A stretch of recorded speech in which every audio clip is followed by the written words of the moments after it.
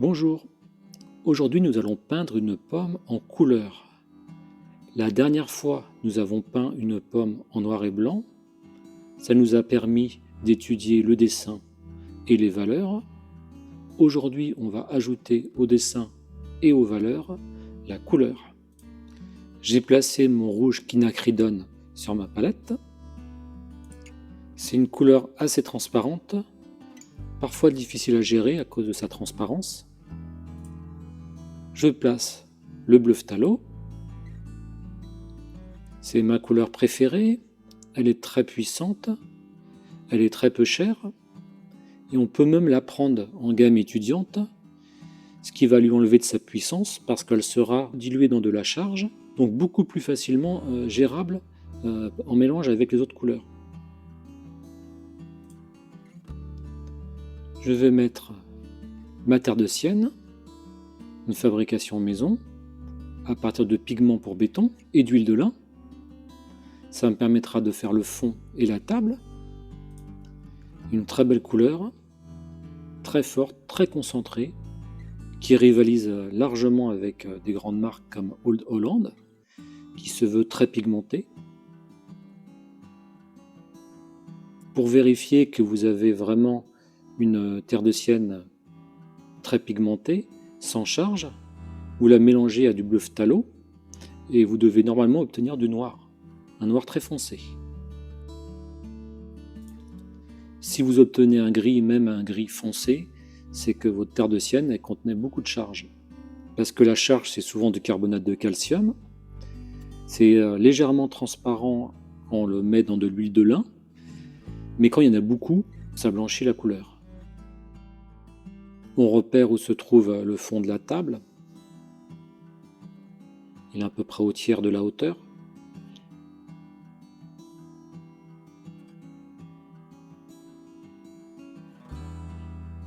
On trace la partie avant de la table.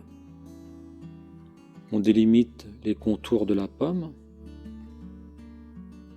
Toujours se référer au bord de la feuille, à la table aussi. Ne pas faire l'erreur de faire une pomme trop petite.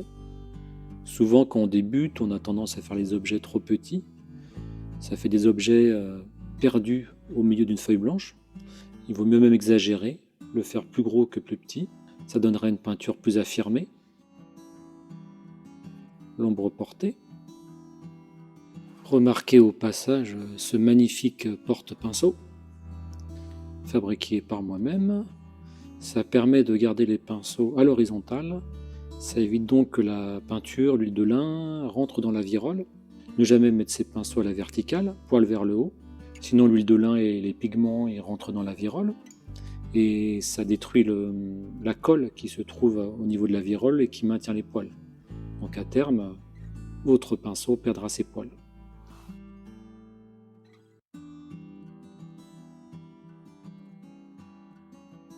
On va maintenant attaquer la zone la plus grande du tableau, c'est-à-dire le fond. Et comme je le répète à chaque tableau, les valeurs dépendent des valeurs environnantes. Donc toujours placer les grandes zones de couleurs en premier pour finir par les plus petites.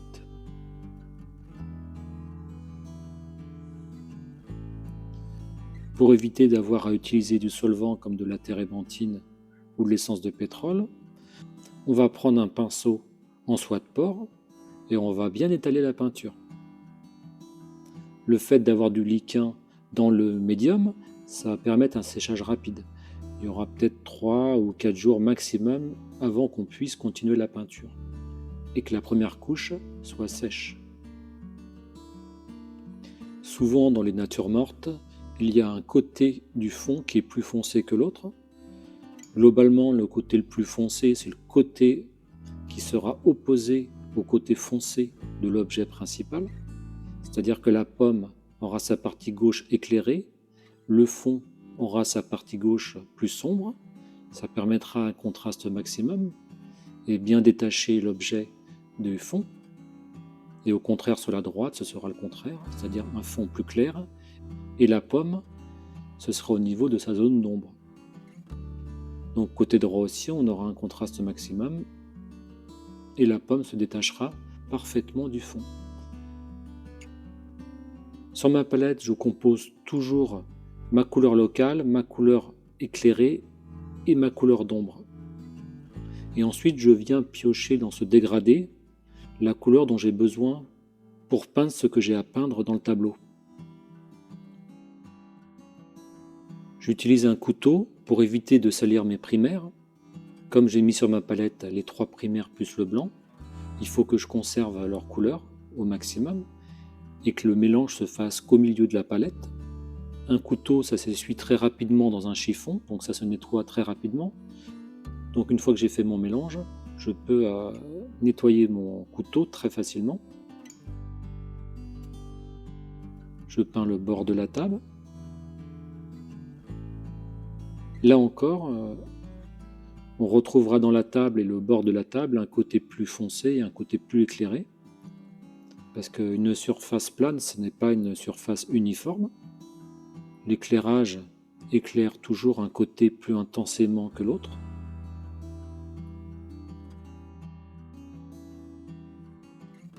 Je peins toujours en couches très fines, ce qui me permettra, en cas d'erreur, de pouvoir modifier la couleur très facilement. C'est une technique qui muscle le bras, il faut le dire. Mais c'est ça ou les solvants. Gros avantage de cette technique de peinture en couche mince, c'est que j'ai des tubes qui ont 30 ans d'âge et qui sont toujours pas terminés. Donc ça utilise très peu de peinture. En tout cas, ça utilise exactement la quantité de peinture qu'il faut pour teinter la toile, et pas plus. Il y a très peu de relief sur mes toiles. Cette technique de peinture, elle peut se rapprocher du pastel gras, c'est-à-dire qu'on frotte la toile.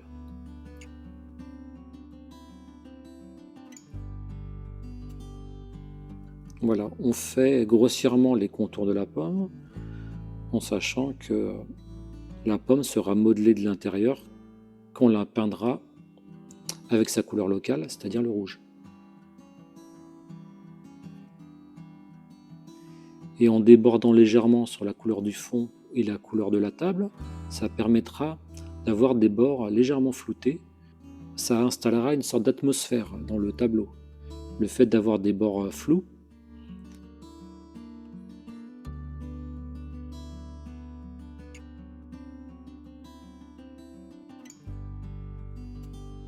le côté droit du fond, qui est plus clair,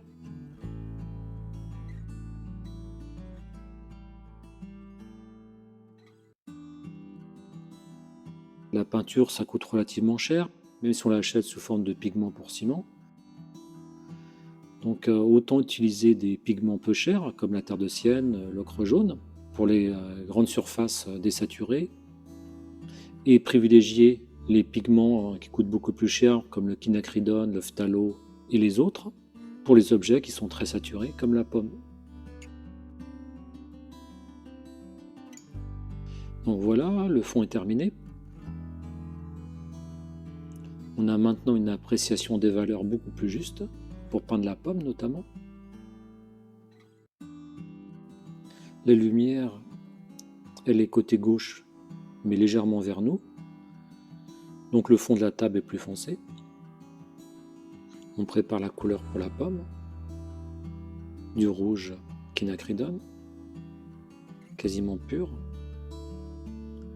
C'est une couleur très transparente, d'où l'intérêt de la poser sur une zone uniforme. Par exemple, si j'avais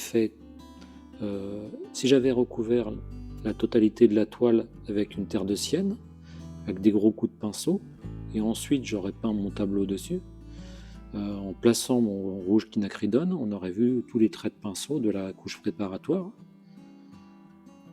C'est pour ça que globalement, moi je n'aime pas faire une couche préparatoire avec des gros coups de pinceau dans tous les sens.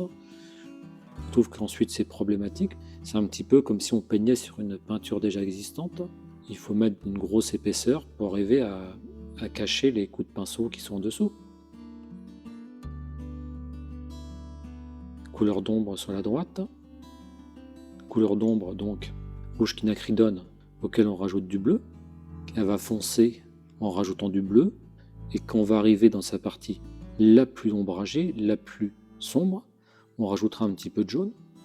Et en fait, on atteindra le noir. Parce que rouge plus bleu plus jaune, on a du noir. En peignant avec les primaires, les choses deviennent beaucoup plus simples à comprendre. Un rouge, je ne vais pas le foncer avec du jaune, sinon il va devenir orange. Je ne peux pas le foncer avec du rouge, parce que c'est déjà du rouge. Qu'est-ce qui me reste comme couleur pour foncer un rouge? Il me reste le bleu. Et ensuite, la partie la plus foncée, la plus sombre du rouge, globalement, on atteint une couleur noire, l'absence de lumière. Rien de plus logique que de rajouter du jaune au rouge, au bleu qu'on a déjà composé pour arriver au noir. Donc peignez avec les primaires et vous allez mieux comprendre les choses.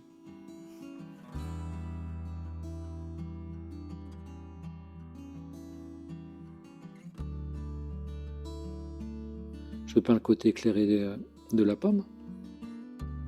Là j'ai rajouté du blanc simplement parce que mon modèle il devait avoir une lumière assez blanchâtre, je pense.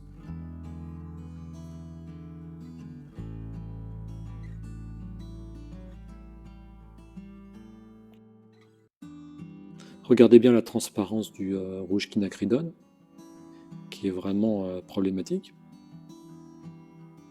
Difficile de faire un beau dégradé, de faire une couleur uniforme avec le rouge quinacridone. En même temps, une couleur primaire est forcément transparente.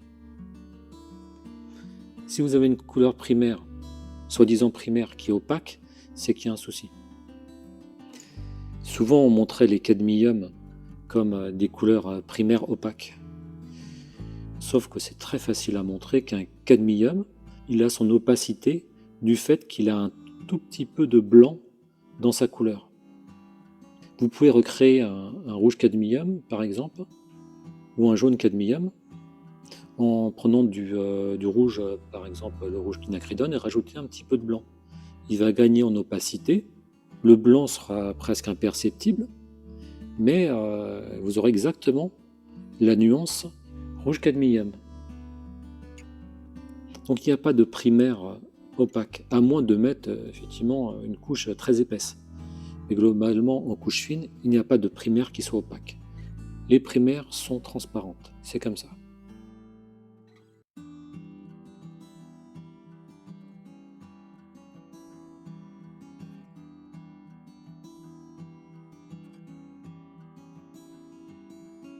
Cette partie-là, c'est une partie assez complexe. C'est un cercle vu de côté, donc ça donne un ovale, mais les bords sont arrondis. Donc ça va être tout en subtilité pour faire cette partie-là. C'est la partie qui est légèrement creuse du haut de la pomme. D'autant plus qu'à ce niveau-là, il y aura une tache jaune, c'est-à-dire qu'elle sera légèrement jaunie sur la partie haute. Donc c'est une partie qui va demander beaucoup de temps et beaucoup de concentration. Là, c'est la première couche, donc on s'en occupe pas trop.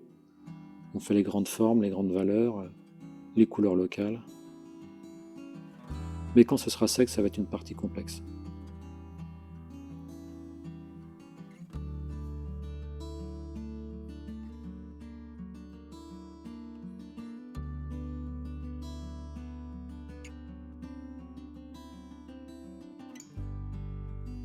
Toujours peindre en deux couches quand on fait un sujet un peu complexe. Déjà pour éviter de s'épuiser en peignant, parce qu'au bout d'une heure et demie, 2 heures, on est fatigué. Si on doit gérer à la fois la forme, la couleur et les valeurs. Donc il faut faire en sorte que la peinture reste un plaisir. Donc autant le faire en 2 séances. On divise les problèmes par 2, on peint avec plaisir et on ne se noie pas dans l'huile de lin, dans le trop plein de matière.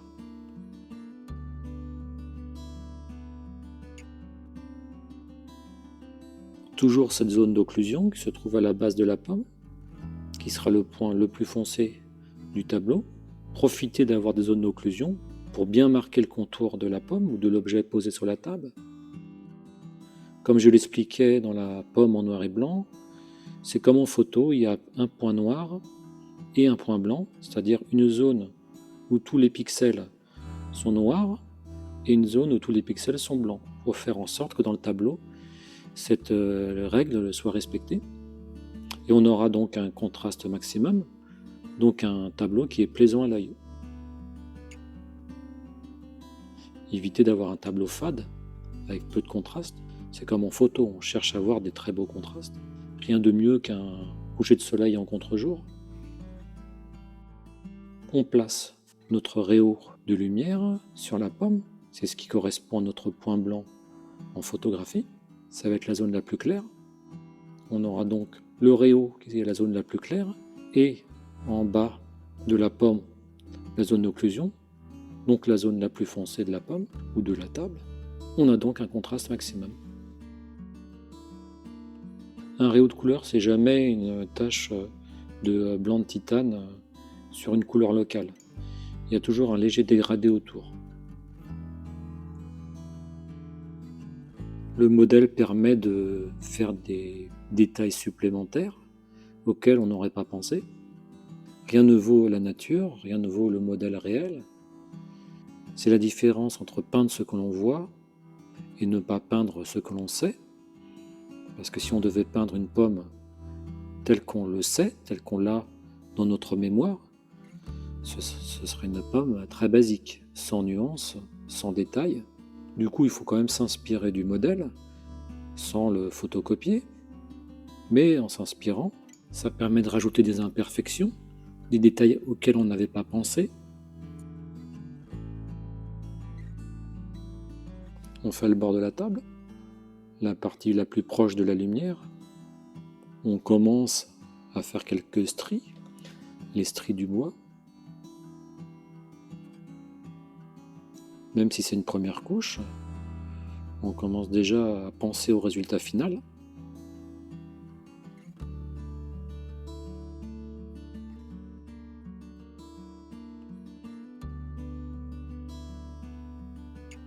Toujours exagérer les contrastes, en sachant que le blanc, il faut faire très attention parce qu'il a tendance à s'estomper en séchant.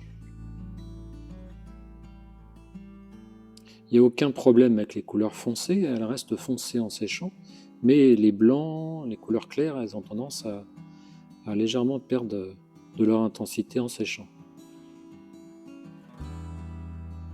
Donc là, il faut peindre ce que l'on sait, c'est-à-dire que le modèle, la tranche de la table, elle est beaucoup moins marquée, mais moi en sachant que le blanc, il va perdre sa valeur, je l'exagère en prévision du séchage.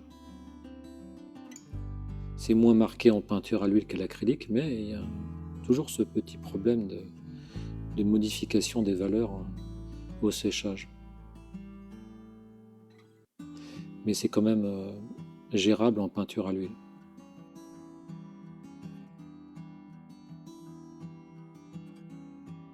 On rectifie la pomme en négatif par l'extérieur.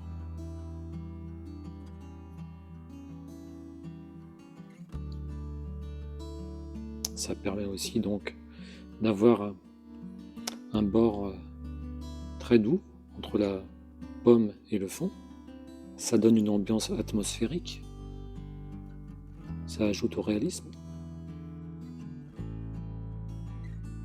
Les bords qui ne sont pas floutés ne sont pas réels, ne font pas réel en peinture.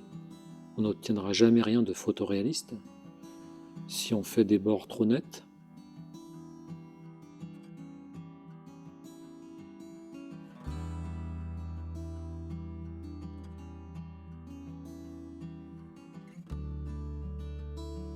La tige, toujours problématique de faire une tige.